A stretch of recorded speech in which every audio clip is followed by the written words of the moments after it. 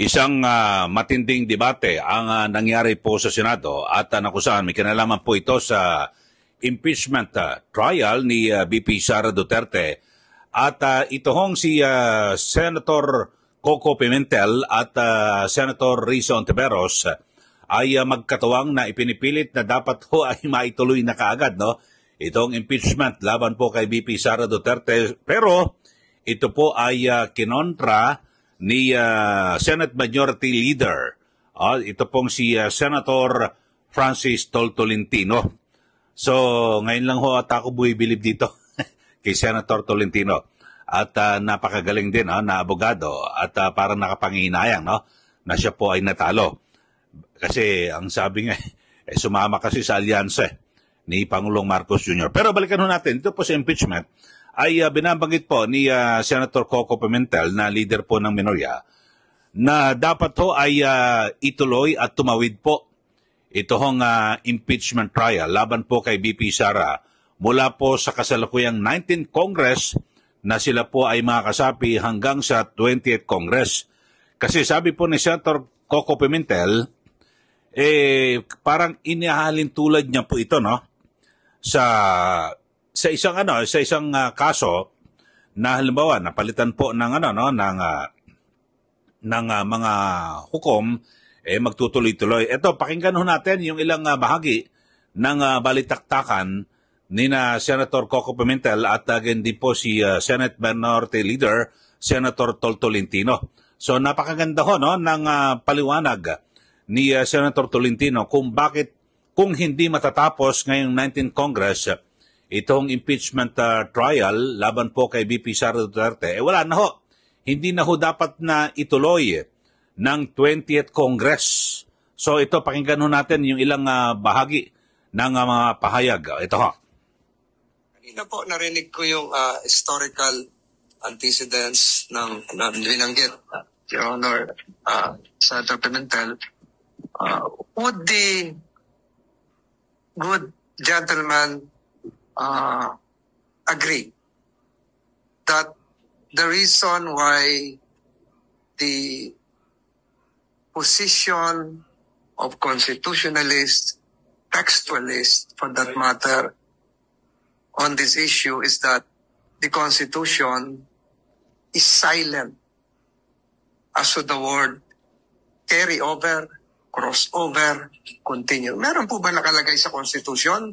Sa Saligang Batas ng Pilipinas, 1935, 1973, 1987 na carry over? Mr. President, I will respond directly to the question. Wala pong nakasulat doon that it shall carry over, pero binanggit ko sa aking manifestation, wala talaga rin nakasulat doon that it cannot cross over.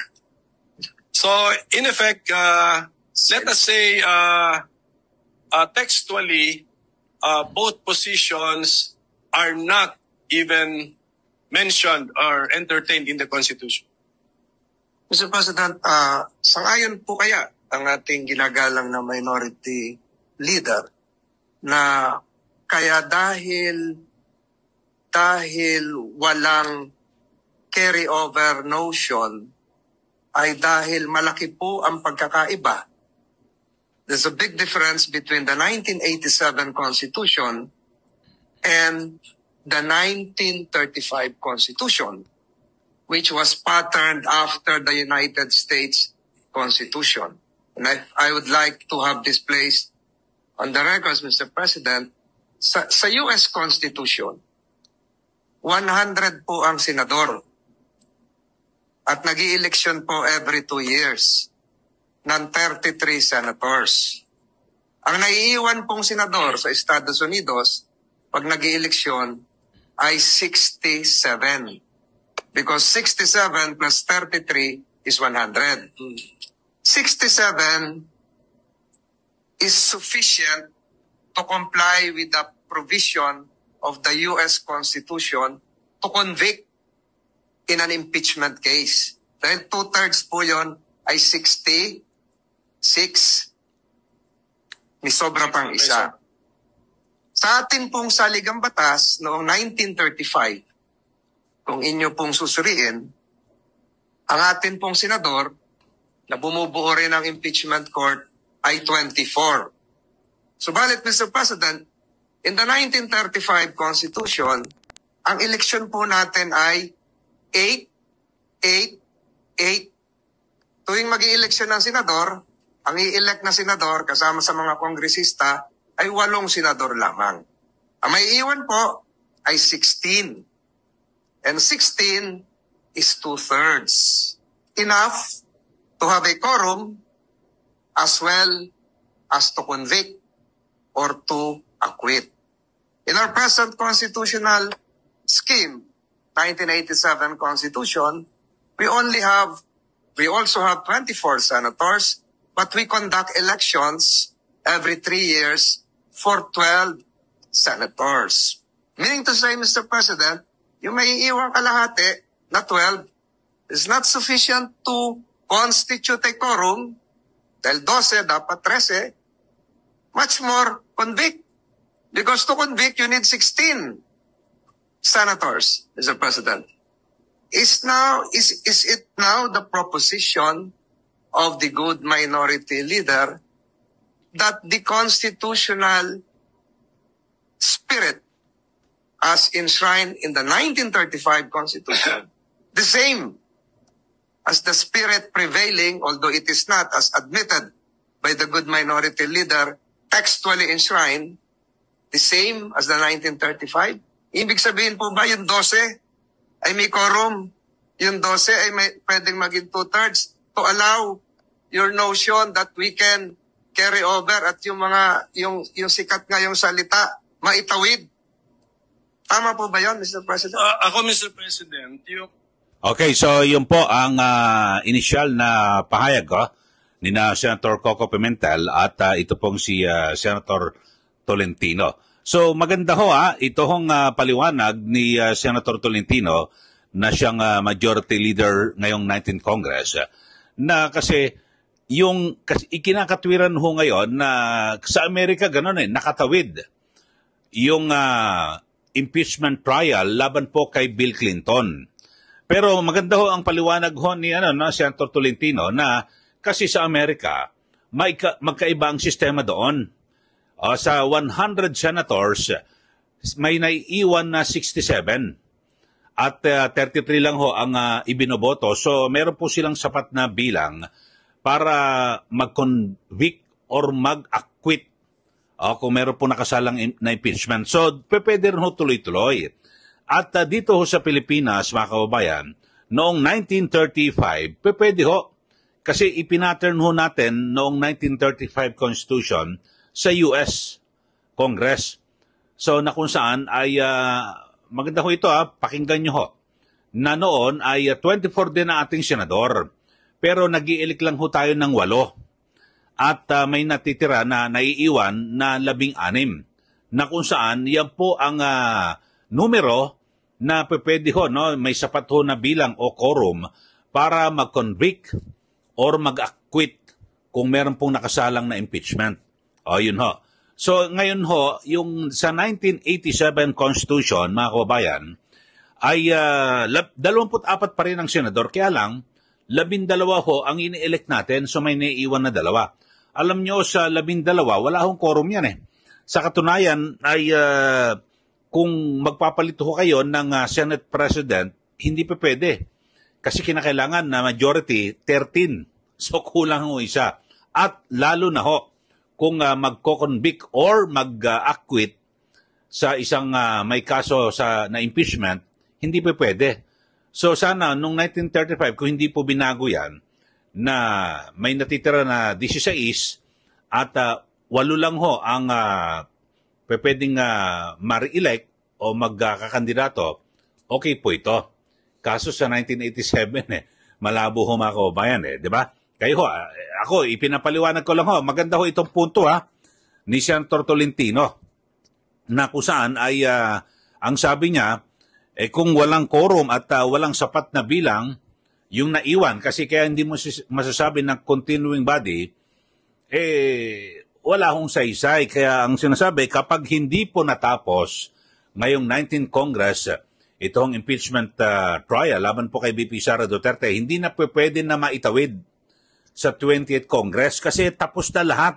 Yung kanyang pananaw lahat ng mga business, lahat ng mga gawain na sinimulan ng 19th Congress, pag hindi natapos, wala na ho yan at hindi na pwedeng ituloy ng 20th Congress. Maganda ho, ito paliwanag ni Senator Tolentino. Kaya parang nakapanghihinayang no, na talo siya noong nakarang eleksyon. Kaya lang, ang sabi ho ng iba, kasi lumipat ka kay BBM sa alyansa. Kung nanatili ka sa kampo ni Duterte na kung saan siya ang naging naging dahilan para ikaw ay naging senador noong 2019, sana ganun. Pero tapos na ho yung eleksyon. Pero ito maganda ho At ako may natututunan. Pareho po silang abogado. Bartap Natcher pa ho itong si Coco Pimentel. Pero ito pong si Senator Tolentino, ang ganda ho ng ng kanyang mga binibigay na mga biri mo, 1935, yung pala, ganun palang sistema sa atin 16 na iiwan. Ngayon 12 lang ho Sa 12, hindi ka nga pwede magpalit ng Senate President kasi kinakailangan 13. At lalong hindi ka pwedeng mag-convict o mag-acquit. Kasi 12, kinakailangan 16. Ito, panoorin pa ho natin yung ilang tagpo. Kasi nagtataka ka ho ko rito kay Senator Coco Pimentel na isa pong taga Mindanao.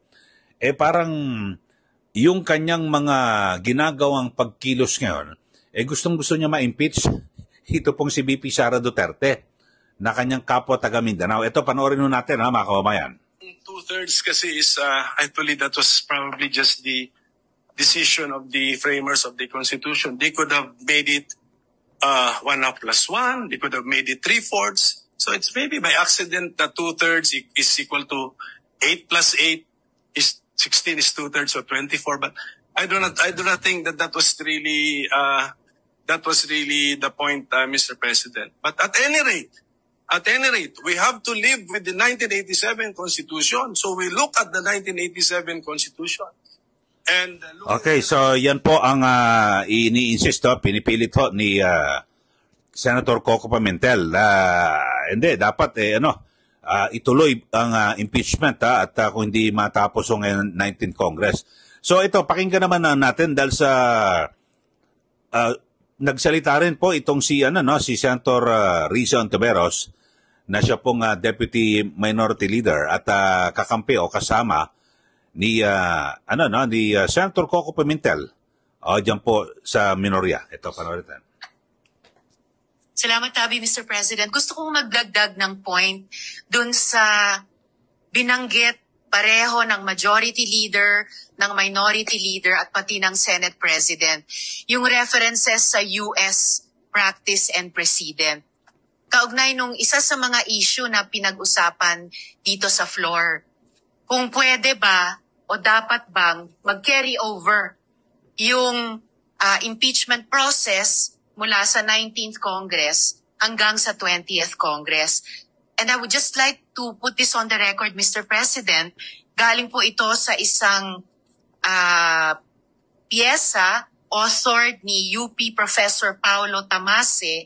Nag-appear po sa June 2025 issue ng Philippine Law Journal. Sabi po dito, Emerging Issues in Impeachment, page 19 dun sa journal, allowing impeachment to cross over Congresses is consistent with American practice. Following the practice of the United Kingdom, Thomas Jefferson's Manual of Parliamentary Practice states that an, quote, impeachment is not discontinued by the dissolution of Parliament, but may be resumed by the new Parliament, close quote. The U.S. Congress na binanggit ng majority leader, ng minority leader at ng Senate President, the U.S. Congress has observed this for over 200 years. From the 1803 impeachment of Judge John Pickering to that of Judge Porteus in 2009. In Congress, impeachment proceedings are not discontinued by a recess. The following impeachment proceedings extended from one Congress to the next. 5 halimbawa, Mr. President, sa article na ito. Babangkitin ko lang yung pang-apat kasi yun pamilyar sa ating mga Pilipino. 4. The impeachment of President Clinton was presented to the Senate after the Senate had adjourned sine die. After, Mr. President, the Senate had adjourned sine die for the 105th Congress, and the Senate conducted the trial in the 106th Congress, Mr. President. So, for the record lamang po, dahil very, very pertinent sa binanggit ng majority leader, ng minority leader, at pati ng Senate President na following U.S. practice and precedent. And with one very recent concrete example po dun sa impeachment ni U.S. President Clinton. So I hope that we can consider this in our own decision-making, Mr. President, even after the rescheduled presentation by the House prosecutors to the Senate as an impeachment court on 11th June. Salamat tabi, Mr. Duly President. noted and entered into the records. Majority Floor Leader. Just to reiterate again, yung nabanggit ko po kanina nga, magkaiba yung sa Philippine Senate at US Senate kasi ang naiiwan sa US Senate tuwing mag-ieleksyon ay 67 senators, enough to constitute a quorum out of 100 senators and enough to convict or acquit. Sa atin po, 12 lang. Not enough to have a quorum of 13, more so a number of 16 to convict or acquit. But may that kanina po na rin. Okay, so yun po, no, mga kababayan, at tila supalpal.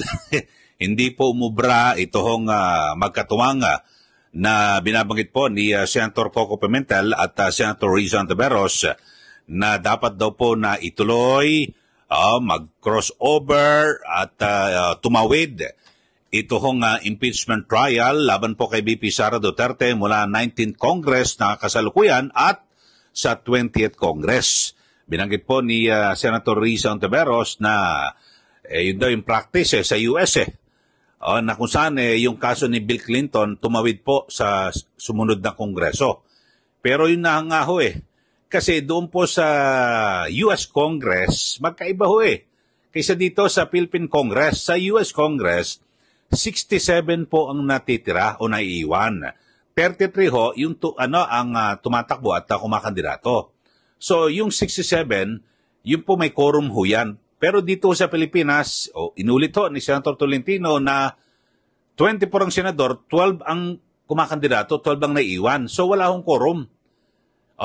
Ang may quorum nga dapat 13 wala ho Dapat 16 ho ang sinasabi na kinakailangan na para makapag-convict or makapag-acquit sa may kinakaharap na impeachment. So maliwanag ho yan, mga kababayan. So hindi po umubra ito pong sina Coco Pimentel at Senator Risa Ontiveros sa kanilang pagpipilit na maituloy ito pong impeachment trial laban po kay VP Sara Duterte hanggang 20th Congress. So abangan po natin kung saan patutungo ito pong usapin ito, pero mismong sa mayorya.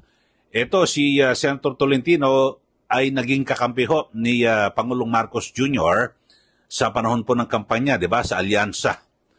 At kaya lang hindi po siya pinalad.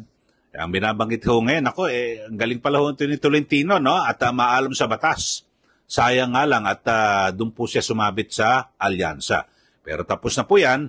Ang maganda ho rito, yung merito o yung kanyang pananaw na ako naniniwala ko, ang ganda ho ng kanyang ng paliwanag. Tama, 12 kasi 16 ang kinakailangan para makonvict Ito pong si VP Sara. Pero kung isasabihin mo yung natirang, kasi continuing body, 12 lang ho natira sa Senado. Ni 13 nga, hindi umabot ng 13 para makapagpalit ng ng Senate President or magpasa ng batas o kung ano mang gawin kasi wala ho sila majority. So dapat 16.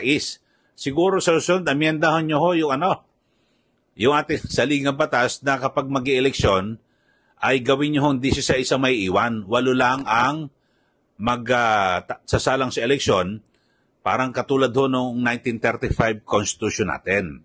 So, ganun para wala ng pagtatalo. So, yun po. Sumatotal, kayo ho, ano ho ba nakikita nyo ang pananaw niya rito? At kasi ito, si Senator Coco Pimentel, na taga Mindanao ho, at yung kanyang ama, dating Senate President Nene Pimentel, malapit po yan kay dating Pangulong Duterte at bago po siya yumao at siya po ay siyempre ay kapartido sa PDP laban. Pero ngayon ho, nag-iba yung ihip ng hangin ng anak na si Coco Pimentel at ipinipilit yung impeachment. Mabuti na lang at nandyan ho si Senator Tolentino na kanyang, ang ganda ng paliwanag Ngayon ko lang ho na medyo naliwanagan na ganun pala. Kaya pala sa US, tumawid yung kasong impeachment ni Bill Clinton dahil sa 67 pala.